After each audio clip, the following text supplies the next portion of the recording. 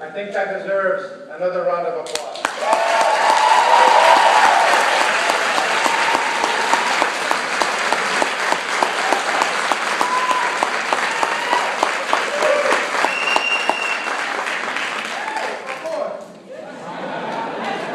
A todos, buenas noches. To all of you, good evening.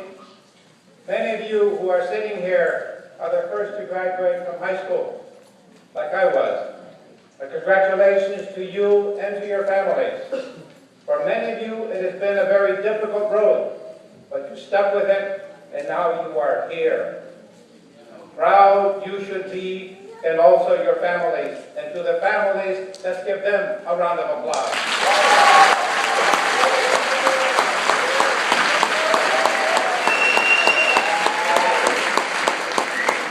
Keep in mind the words of Cesar Chavez.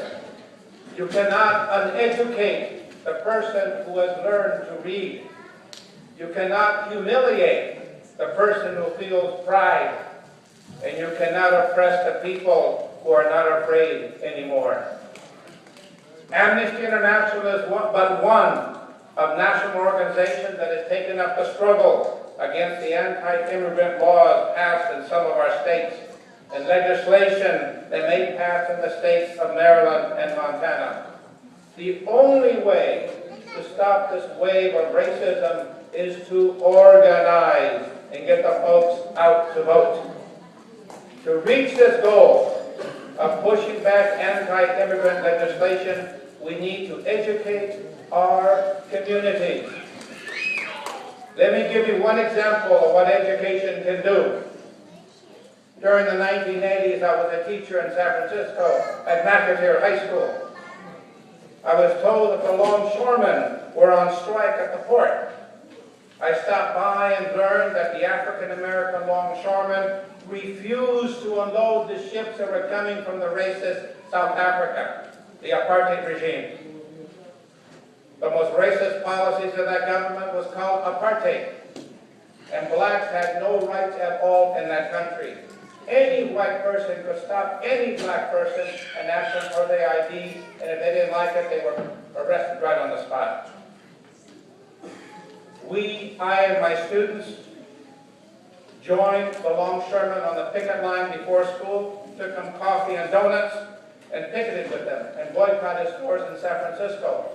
With pride, I can say we boycotted a store in downtown San Francisco that was still selling a South African kuguran, the gold coin, and the store was closed.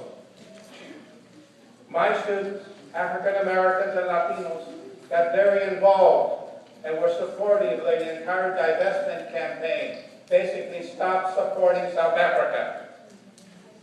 And taking donuts and coffee to the picket lines, they asked me, can we invite some of the speakers to come to the class? And I said, of course you can. I just had to tell them to tone down your language sometimes. We had assemblies on apartheid, and the message was clear from the longshoremen: do not support South Africa because of their racist laws. At the end of the year, one of my students went up on a stage much like this, but with about 800 to 900 students in the audience, to receive a scholarship from Bank of America. This young woman went up, almost to shake hands with the Bank of America representative, and she stopped and said in a loud voice, I cannot receive the scholarship because your bank still supports the apartheid regime in South Africa. The entire auditorium was totally quiet. You could hear a pin drop. And I said to myself in the back of the auditorium, damn, I'm in trouble now. Then one lone black student stood up and began to, and soon the entire auditorium stood on its feet and began to applaud. I have to swear to this day that the walls were shaking. That was a lesson learned. We are facing some very difficult times now in the United States, just like we did in the 1960s in the racist governments of the southern part of our country. There's laws that have been passed now in Alabama, Georgia, Utah, Indiana, and now just as racist as those of what I now call apartheid Arizona, land of my grandfather and my father. Maryland and Montana are contemplating such laws. The effects of these laws are devastating. If you cannot prove that you're a legal resident, you can't rent, you can't buy, you can't drive, and your kids can't go to school. In the voice of Eduardo Galeano, Uruguayan poet, no one can silence the human voice when it has something to say. Nadie puede callar a la voz humana cuando tiene algo que decir. In my human rights trips to the mountains of Chiapas, Mexico, in the Zapatista zone of control, the common slogan is, queremos un mundo donde quepan todos. We want a world where everyone can belong. Why is it that some governments fear education? Maybe José Martí, the Cuban poet and revolutionary of 1898, said it best. Because to learn, to read, is to learn to walk. To learn to write is to learn to ascend. It awakens the conscience. Let your life be one of social justice and whatever road you may take. I will end my comments with a quote from a Protestant pastor, Müller, who was sent to a concentration camp during World War II because of his anti-Nazi views. And I altered some of the text. First they came for the socialists. I did not speak up because I was not a socialist.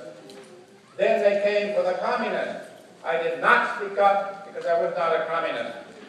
Then they came for the trade unionists. I did not speak up because I was not a trade unionist.